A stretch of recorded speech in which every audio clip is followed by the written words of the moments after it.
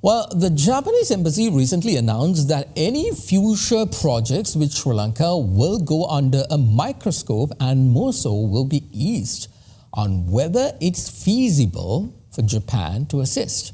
Now, this kind of brought up the question of whether Japan is still not so sure about Sri Lanka's recovery, despite being one of the first nations who worked very hard in the initial phase of the debt reconciliation talks. Joining me now is a financial analyst from Nikko Securities in Japan, Rasitha Chandradasa. He joins me all the way from Tokyo via Zoom. Thank you very much, Rasitha, for being here. Now, when Japan suddenly announced that future projects in Sri Lanka will only be subjected to, after scrutinizing the effects of it, is this because, in your opinion, that Japan seems to be still not so sure about Sri Lanka's recovery, or is it something internal in Japan, as there's major political turmoil within that nation as well, and that every cent spent elsewhere is scrutinized by its people? Hi, Mahieash. Yeah, it's a very interesting but yet a powerful remarks by the Japanese ambassador. Usually, the Japanese ambassadors they prefer to take the back seat, but these days we see, starting from the previous ambassador, they are more like taking front seats, probably imitating their Chinese counterparts. So to answer your questions, most of these funds comes as ODA. And that department is called Office for Development Assistance.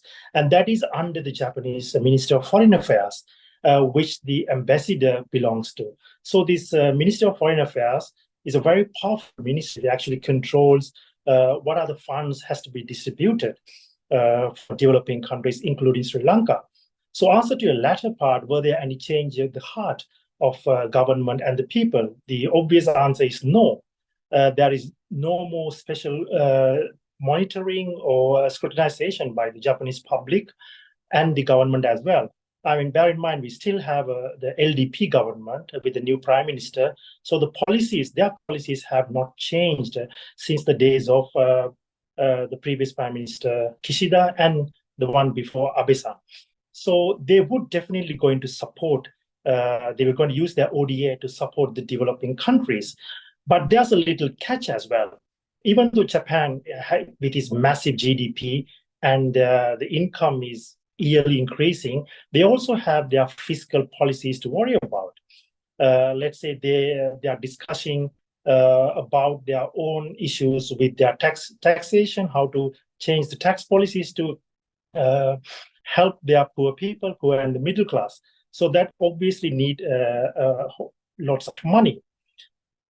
So to summarize this, there will be no change in the policy, even though the ambassador was emphasizing that Japan would only help in the development projects. The ODA itself is Office for Development Assistance, and that would technically only help in the development projects. So I don't expect that to be changed, but the Sri Lankan government has a big task of communicating with the Japanese government, or at least have a special Japan desk, because Japan is by far the biggest ODA donor, and we need her support to maintain our development. Indeed, Rasitha.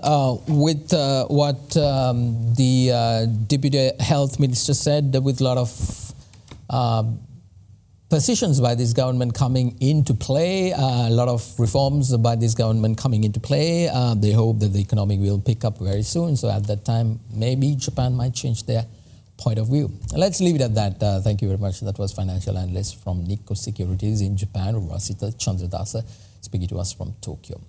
Well, we are going to take a short break. Malnutrition in Sri Lanka.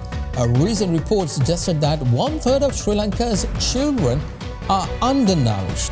UNICEF Manager for Health and Nutrition, Dr. Abner Daniel, will join me shortly with insights.